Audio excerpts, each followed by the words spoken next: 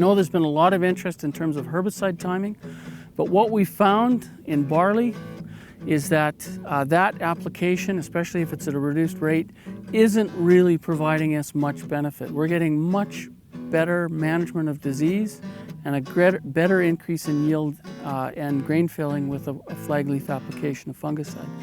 And one of the questions that we often get is, which fungicide should I use? And really, for me, which fungicide is not so much important. If it's registered for the diseases that you're concerned about, it's going to provide some management. But if you look at the factors that are most important in terms of affecting grain filling and yield, first and foremost is whether you spray or not. And if you spray and there's a disease issue, you're going to have a significant increase in yield and grain filling. If there's no disease and you spray, you've invested money in a practice that isn't providing much benefit. That's the most important factor influencing the economics of fungicide application. The next is the timing. The actual product and which one you use has a minor impact in terms of the economics. So I wouldn't focus so much on the product as I would on whether you need to spray or not spray, and at what stage.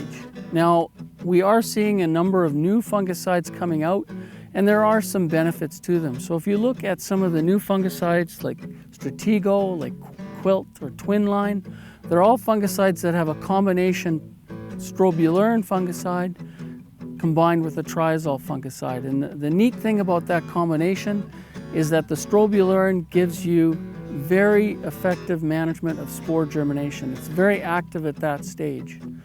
The triazoles are not very effective at preventing spore germination. The triazoles, where they shine, is actually initial growth of the pathogen into the host tissue. So if you look at these combination fungicides, you're actually targeting two different phases of that pathogen's life cycle. So they're going to provide you potentially with better activity and better management of that disease.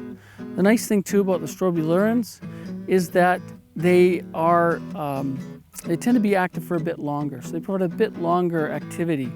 So you get a bit longer period of protection. So we're seeing more and more movement towards these combination fungicides, both because of the reasons I've just mentioned, but also in terms of managing the risk of fungicide resistance, which has been a significant concern. So if you're using a fungicide with a single mode of action and you repeatedly use the same fungicide over and over and over, you run the risk of selecting for fungicide resistance in the pathogen population that you're trying to control.